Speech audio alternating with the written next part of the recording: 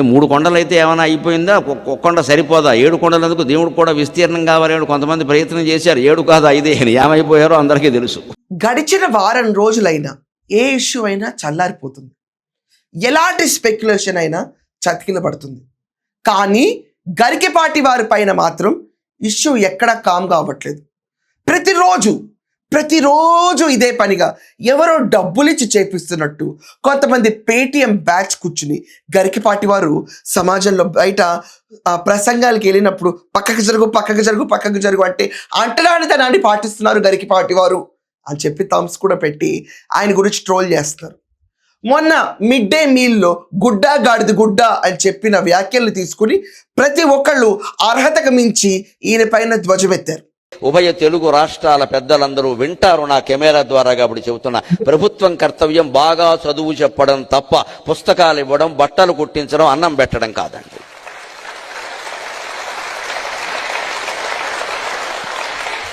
ఇదంతా కాకుండా గరికపాటి వారి మొదటి వైఫ్ నేను అని చెప్పి, కామేశ్వరి అని చెప్పి ఆవిడ కూడా నేను పర్సనల్స్ ఇంకా మాట్లాడను అని చెప్తూ మళ్ళీ వచ్చి ఆ రోజే తనకు అన్యాయం జరిగిన రోజు ఆపేసి ఉంటే ఈరోజు రాష్ట్రంలో ఇలాంటి మాటలు గరికపాటి వారు మాట్లాడలేరు అని చెప్పిందంట.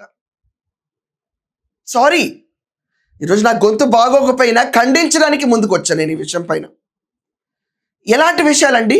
జగన్మోహన్ రెడ్డి ప్రభుత్వాన్ని గరికపాటి వారు కడిగేశారు. ఇది ఫ్యాక్ట్. తప్పేంటి? రాష్ట్రంలో అందరికీ ఒళ్ళు మండే జగన్మోహన్ రెడ్డి ప్రభుత్వాన్ని 11 స్థానాల్లో కూర్చోబెట్టారు.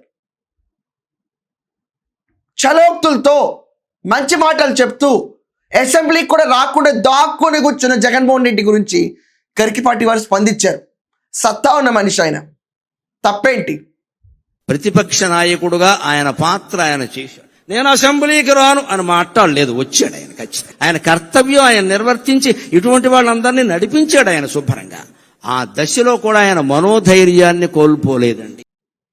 ఆ రోజు ఆంధ్రప్రదేశ్ ముఖ్యమంత్రిగా చంద్రబాబు నాయుడు గారు ఉంటే, తెలుగు మహాసభలు తెలంగాణలో జరుపుకుంటుంటే పక్కనున్న రాష్ట్రంలో ఉన్న చంద్రబాబు నాయుడు గారికి ఇన్విటేషన్ కూడా పంపించకుండా కూర్చున్న చిన్న మైండ్ సెట్ ఉన్న కేసీఆర్ గరికపాటి వారికి ఇన్విటేషన్ పంపిస్తే మా ఇంటి పెద్దని పిలవకపోతే నేను ఎలా వస్తానని తెలుగు వారి కోసం నుంచున్న ఏకైక వ్యక్తి అయినా. అలా నుంచున్నారు కాబట్టి ఈరోజు ప్రతి మాటని చీల్చి చెండాడి ప్రతి ఒక్కళ్ళు ఆయన ఒక పెద్ద ఇష్యూ చేస్తున్నారు. నోటికి ఇష్టం వచ్చినట్టు మాట్లాడుతున్నారు. గుడ్డు దాకా ఆపట్లేదు. ఈరోజు అంటరానితనాన్ని కూడా పాటిస్తారు గరికపాటి వారి అని వీడియోస్ని వేసి చూపిస్తారు.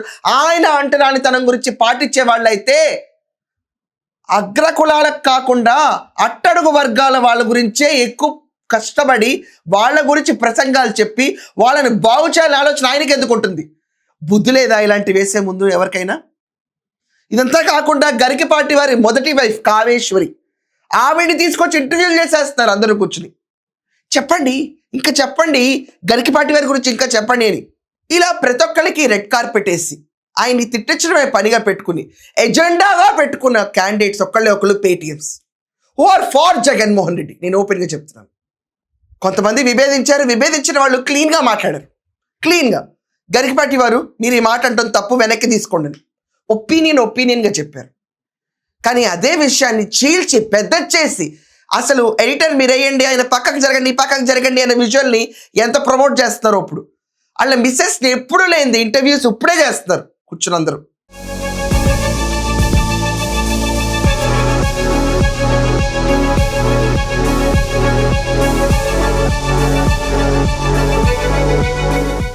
ఏ సందర్భంలో విడిపోయారో, ఏ సందర్భంలో పెళ్లి చేసుకున్నారో మనకు తెలియదు. కానీ ఆవిడ బిడ్డల్ని ఈయన వైఫ్ ఇద్దరు చూసుకుంటారు. దానికన్నా పాదాభివందనం చేయకుండా, కృతజ్ఞత లేకుండా బయటకు వచ్చి మాట్లాడడం ఏంటో నాకు తెలియదు. మరి సొంత తల్లినే కన్న కొడుకు ఒప్పుకోలేదంటే ప్రపంచంలో ఇంకేం అనగలుగుతాం? పెంచిన తల్లే దేవతలా చూసుకుంటారంటే మమకారం విలువేంటో తెలియాలి. గుడ్డు అన్న ఒక మాటని పట్టుకుని గరికపాటి వారు పేదలకు వ్యతిరేకమని, అంటరానితనాన్ని ఆయన ప్రోత్సహిస్తున్నారని చెప్పి పదే వీడియోలు వేసి సంచలనంగా మారుస్తున్నారు.